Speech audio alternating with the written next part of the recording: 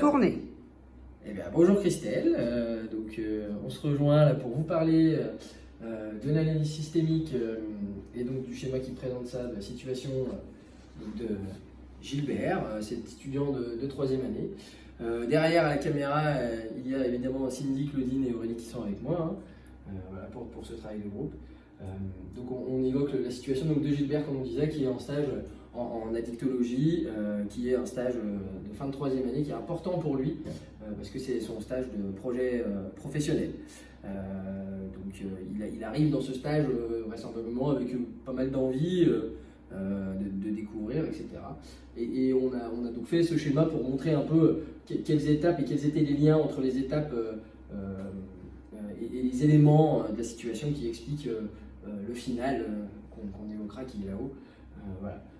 Dans un premier temps, on peut évoquer la personnalité de Gilbert comme un des éléments premiers qu'on a, qui est décrit comme timide et réservé, et avec un changement de comportement en cours de stage. Pour la suite, au niveau de purement professionnel et de son parcours d'étudiant, on voit qu'il avait au début du stage des compétences à améliorer et qui n'avaient pas été pratiquées et qui correspondent un peu à son parcours de stage où il est nommé comme timide et réservé et parfois un peu lent. Donc il avait bien amélioré des compétences spécifiques comme le projet de soins, la clinique et la pratique professionnelle.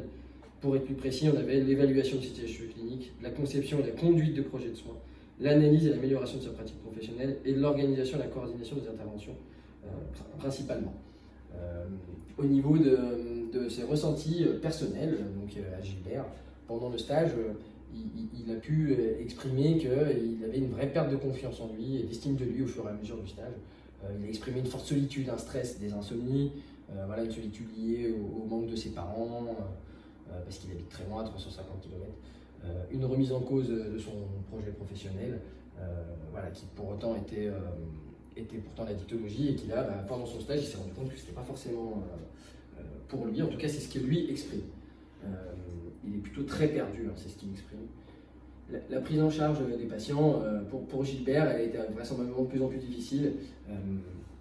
C'est ce qui a été signalé par l'encadrement, avec notamment Franck qui dit qu'il ne participait plus à certaines activités alors qu'au début du stage il y participait.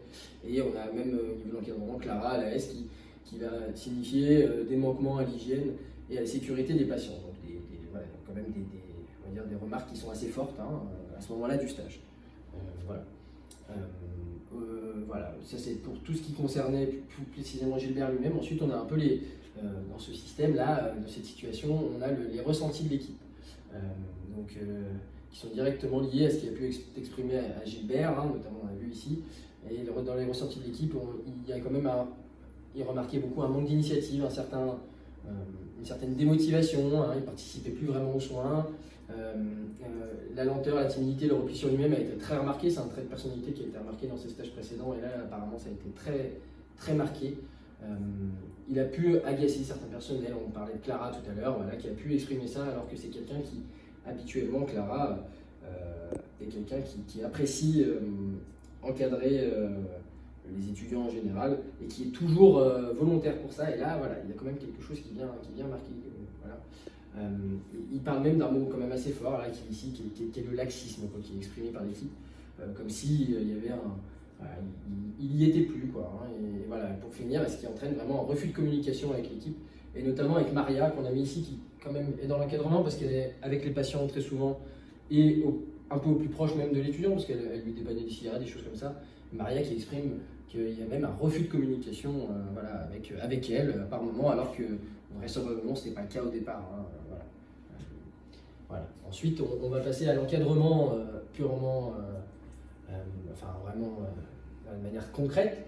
Voilà, donc on a remarqué qu'il y avait quand même plusieurs types d'encadrement, on va dire, dans cette équipe, dans ce qui est décrit, ce qui est d'ailleurs, on peut le remarquer, on le verra peut-être un peu plus tard dans notre analyse sur cet exercice, mais où il y a plusieurs on va dire, catégories de professionnels sur l'encadrement.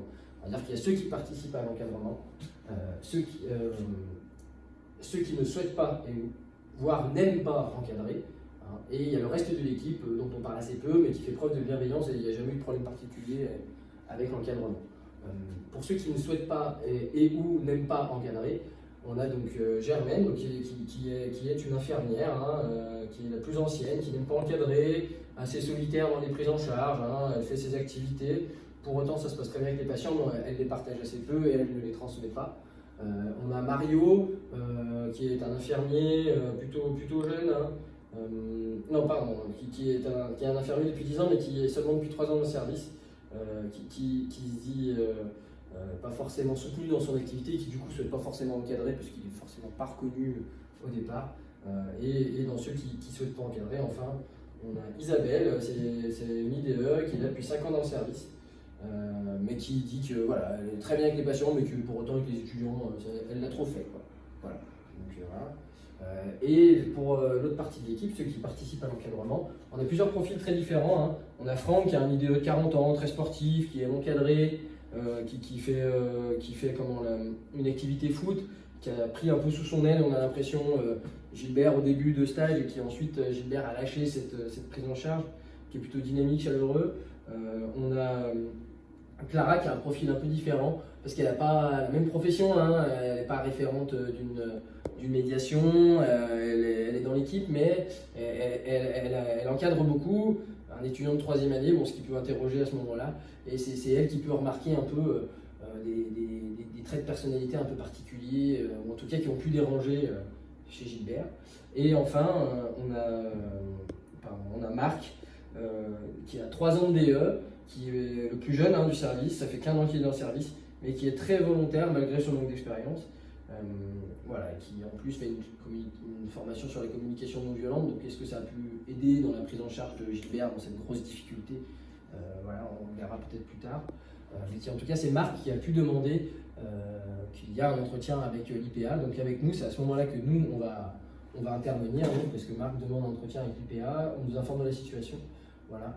Dans ceux qui ne souhaitent pas, ils n'aiment pas encadrer, on cite maintenant la cadre de santé, puisque elle ne souhaite pas encadrer, voilà, c'est plutôt l'IPA qui va prendre ce rôle un peu de tuteur sur le stage.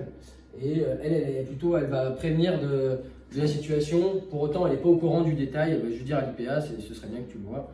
Voilà, donc c'est pour ça qu'on l'a mis ici. Donc Marc alerte l'IPA, l'IPA, l'entretien se passe, et l'entretien est difficile. Gilbert, pendant l'entretien, il va avoir le regard dans le vide. Malgré nos tentatives de réassurance, on va voir que Gilbert n'est pas très réceptif et qu'il va même un peu s'énerver, et même demander à partir à la fin de la situation. Et c'est là que la situation un peu s'arrête et qu'il va falloir voir comment nous, en tant qu'IPA, on va pouvoir essayer de trouver une solution, ou en tout cas une sortie de crise pour cette situation. Quand on regarde, on fait l'analyse systémique, on a l'impression qu'on arrive à une crise. C'est-à-dire un Gilbert qui est démotivé, qui a envie d'arrêter, qui ne sait plus où il en est. Voilà. Merci. J'espère que ça vous conviendra et que vous nous pardonnerez les petites hésitations. Merci.